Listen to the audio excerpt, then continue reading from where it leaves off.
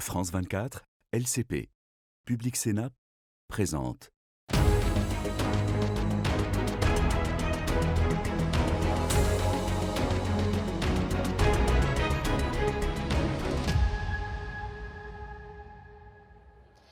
Bienvenue au Parlement européen à Bruxelles, dans la capitale européenne. On a assisté en spectateur à la rencontre et aux négociations entre les présidents américains Donald Trump et chinois Xi Jinping. Ils se sont mis d'accord sur un deal qui éloigne la perspective d'une guerre commerciale.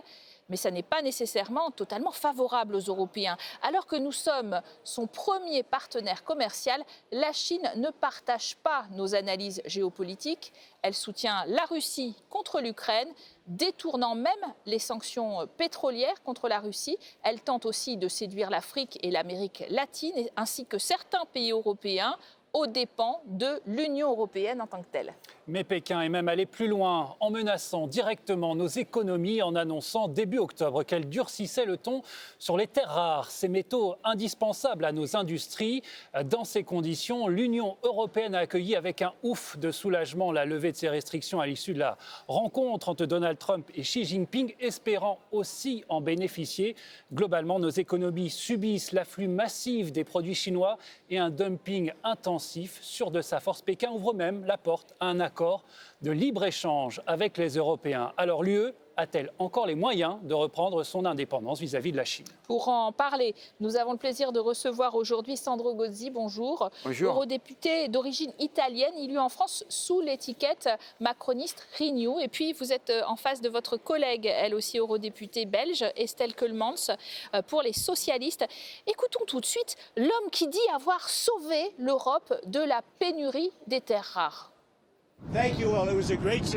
Cette rencontre a été un grand succès. Tout le problème des terres rares a été réglé. Et ça vaut pour le monde entier. Cet obstacle avec la Chine a maintenant disparu. Il n'y a plus aucun obstacle. Il s'agit d'un accord d'1 an et nous le prolongerons après 1 an. Cet accord, je pense, sera très régulièrement prolongé au fil du temps. Sandro Gozzi, c'est Donald Trump qui négocie pour nous un délai de grâce d'1 an pour accéder aux terres rares. C'est un peu humiliant quand même, non ? Les États-Unis se trompent avec la Chine depuis l'époque de Nixon. Ils avaient ouvert une première fois politiquement avec Nixon et Kissinger en pensant que la Chine aurait pu être un allié contre l'URSS. Ils ont ouvert leur marché et notre marché, l'accès à l'Organisation mondiale du commerce avec Clinton en pensant qu'ils allaient évoluer vers la démocratie. Et Trump s'est déjà trompé une fois il y a quelques années quand il a fait un premier accord avec la Chine. Donc je ne crois pas qu'il faut suivre nécessairement les États-Unis dans leur mauvaise analyse avec la Chine. Il est clair que la Chine, pour nous, c'est un partenaire indispensable, mais c'est aussi un rival systémique. Et nous devons utiliser les instruments dont nous sommes dotés pour avoir un commerce équitable et surtout protecteur de nos intérêts avec Pékin, que nous décidons, pas qu'il soit décidé par les présidents des États-Unis. Estelle Kelmans, on a vu le commissaire européen au commerce se féliciter de cet accord et même en faire l'exégèse pour rassurer les Européens et dire qu'ils étaient bien, selon lui, concernés par ce que Trump avait obtenu. Il faut se réjouir ou pleurer de notre impuissance ? Alors, de un, je suis heureuse d'entendre les déclarations, effectivement, de notre commissaire, M. Séjourné, parce que moi, je n'ai pas du tout la garantie que cet accord va concerner l'Europe. Or, comme vous l'avez dit, l'accès à ces terres rares est un enjeu essentiel pour pouvoir développer aussi des technologies propres et des technologies digitales ici au niveau européen pour créer de l'emploi, pour avoir ce qu'on a appelé d'ailleurs l'enjeu dont on s'est vraiment rendu compte au moment du Covid, c'était cette autonomie stratégique dont nous avons besoin aussi pour être des partenaires à part entière, tant des États-Unis que de la Chine sur le plan commercial. Donc moi je ne suis pas du tout rassurée parce qu'on sait qu'on est extrêmement dépendant de la Chine par rapport à l'importation de ces terres rares, puisque je pense que pour l'Europe, nous en introduisons, en tout cas nous sommes les principaux consommateurs au niveau de la Chine, 99% en tout cas de ces terres rares viennent de Chine pour nous. Voilà, donc on voit monsieur Trump une fois de plus parader, avoir un accord à la hussarde, hein, c'est sa manière de faire, mais moi je ne suis pas rassurée du tout. Mais alors c'est quand même assez paradoxal. On veut notre autonomie stratégique sur la défense par exemple, et il se trouve qu'on a besoin précisément des terres rares dont la Chine contrôle 60% de l'extraction, 90% du raffinage, 94% de la production d'aimants permanents. Donc pour notre industrie, en fait, et pour qu'elle soit plus autonome, on dépend quand même beaucoup trop de la Chine. Oui, les mots terres rares induisent à des malentendus, parce qu'elles ne sont pas rares. et tout simplement, il faut commencer à les extraire ou à les importer d'autres parties du monde par rapport avec la Chine. Avec l'acte sur les minerais critiques et les terres rares, les Critical Raw Material Act de 2024, sur lequel Thierry Breton avait beaucoup travaillé, on a décidé d'avoir un minimum de 10% des terres rares extraites en Europe et de diversifier à travers des nouveaux accords commerciaux, de nouveaux pactes, l'importation des terres rares des pays autres que la Chine. C'est ça la voie pour arriver à cette autonomie stratégique que nous voulons et elle doit être suivie par des faits concrets. L'autonomie stratégique doit être une indépendance réelle. On vous avait parlé de cette première initiative de la Commission, mais Ursula von der Leyen a fait de nouvelles annonces. Il y a quelques jours, la présidente de la Commission européenne qui annonce un nouveau plan. Donc, est-ce que le premier était vraiment efficace pour sortir l'UE de cette dépendance? On l'écoute. Plus de 90% de notre consommation d'aimants composés de terres rares vient de Chine. Notre réponse doit être à la hauteur des risques auxquels nous faisons face dans ce secteur. C'est pourquoi j'annonce aujourd'hui que nous travaillons sur un nouveau plan baptisé Resource EU. Le but est de sécuriser l'accès à des sources alternatives pour les terres rares dans le court, le moyen et le long terme pour nos industries. Alors Sandro Gozzi, l'Union européenne a la capacité de retrouver cette indépendance pour vous? Oui, notamment au niveau commercial. Je crois qu'au niveau commercial, ce sont des défis difficiles, mais au niveau commercial, ça devrait être moins difficile et ça devrait aller plus vite que dans le domaine de la défense et de la sécurité.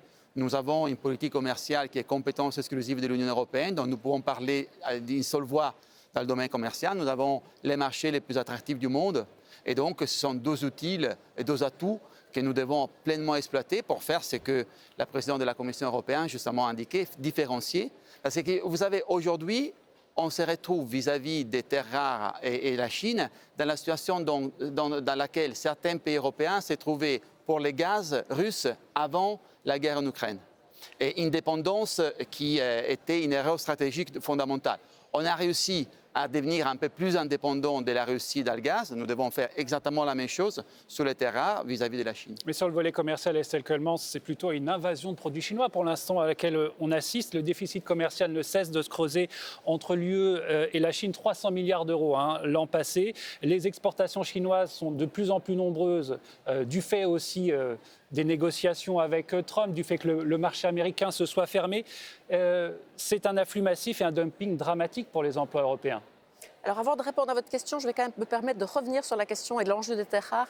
Il y a peut-être aussi un enjeu intra-européen, outre l'extraction, dont on sait évidemment qu'elle sera problématique au niveau environnemental. Il y a la question du recyclage et de l'économie circulaire. C'est peut-être le premier enjeu et puis, qui d'ailleurs va créer de l'emploi au niveau européen. Donc d'abord, recyclons les métaux, les terres rares ici au niveau européen avant d'aller en chercher ailleurs. Alors, sur le commerce premier élément. Sur le commerce, oui, évidemment, c'est depuis le début des années 2000, on se dit avec notre approche de consommation, c'est bien, tout ce qui vient de la Chine se fait à bas coût. Pour le consommateur, c'est une bonne chose et on constate aujourd'hui, malheureusement, que ça non seulement déstabilise au niveau macroéconomique, mais au niveau microéconomique, toutes nos économies. Alors au niveau macroéconomique, par exemple, commençons par l'acier. On sait qu'évidemment, l'acier chinois, d'ailleurs bénéficiant d'aides d'État énormes en Chine, a déferlé ici, a détruit des centaines, en tout cas 100 000 emplois entre 2008 et 2023 au niveau européen. On le voit par rapport, on en parlera peut-être tout à l'heure, par rapport à l'habillement, on le voit par rapport aux technologies. Et donc, non seulement au niveau macroéconomique, il y a vraiment des déséquilibres très importants, et puis comme vous le dites, au niveau microéconomique, puisque de plus en plus, chacun d'entre nous ou derrière son ordinateur ou sa tablette, consomme à bas prix, fait venir du e-commerce. Et on voit effectivement une déferlante de produits qui, par ailleurs, non seulement sont produits sans respect de normes sociales, environnementales, des droits humains en Chine en particulier, mais qui en plus ici ne respectent pas souvent les normes européennes en matière de sécurité. Alors en France, c'est le feuilleton de la plateforme Shein, la fast fashion chinoise. Le gouvernement a suspendu cette plateforme après la découverte de la vente de poupées pédopornographiques sur son site. Et alors qu'elle s'installe au cœur de Paris, dans le très prestigieux BHV, elle installe un premier magasin européen. La plateforme a donc suspendu temporairement ses vendeurs tiers. La France qui veut aussi taxer les petits colis, peut-être à hauteur de 2 € par petit colis. Est-ce que l'Europe a peur, en ce qui la concerne, de s'en prendre à la Chine ? Je ne crois pas qu'on ait peur de la Chine. Je crois qu'on a été naïf avec la Chine. Ce n'est pas une question de peur. C'est une question du fait qu'on a pensé que naturellement, en faisant du commerce avec la Chine aurait évolué, aurait respecté de plus en plus nos règles, aurait même évolué du point de vue du système démocratique. C'était l'illusion qui a accompagné l'entrée de la Chine dans l'Organisation mondiale du commerce. Nous avons maintenant les instruments, tout d'abord. Finalement, on a introduit un mot et un instrument qui s'appelle réciprocité. J'étais un des premiers, quand j'étais au gouvernement, à soulever cette question des réciprocités. C'était un mot interdit à l'époque avec la Commission européenne. Maintenant, on a des instruments pour rééquilibrer les relations commerciales quand elles se font en violation de nos standards, de nos règles sociales, de nos règles environnementales, de nos règles de sécurité des produits. Nous devons les appliquer. Sur la question des Chines et les poupées pédopornographiques, il y a des lois pénales en France qu'on doit appliquer et on doit les faire très rapidement. Donc maintenant, il s'agit d'être moins naïf et d'utiliser les instruments anti-coercition, anti-dumping que nous avons pour rééquilibrer la relation avec les Chinois. Et celle que c'est au niveau européen sur cette affaire Chine, est-ce qu'on a des outils aussi pour contrer cette offensive et des pratiques en partie illégales ? Donc c'est effectivement fou qu'on assiste aujourd'hui, les bras grands ouverts, à l'ouverture d'un magasin de la part d'un opérateur qui effectivement est en contradiction avec toutes nos valeurs européennes et même en contravention par rapport à nos réglementations européennes. C'est quand même effectivement relativement hallucinant. Et donc quels sont les outils ? C'est évidemment au niveau européen qu'on doit pouvoir lutter contre la fast fashion, comme on appelle ça, et donc réguler tout ça. Pour le moment, la seule bonne expérience est en France où il y a un projet de loi pour réguler cette fast fashion parce que Chine, on le sait, donc non seulement inonde l'Europe de produits qui, comme on l'a dit, ne respectent pas la sécurité, mais ne respectent pas non plus la question des droits humains et des droits sociaux. La taxe sur les petits colis, vous êtes pour, par exemple ?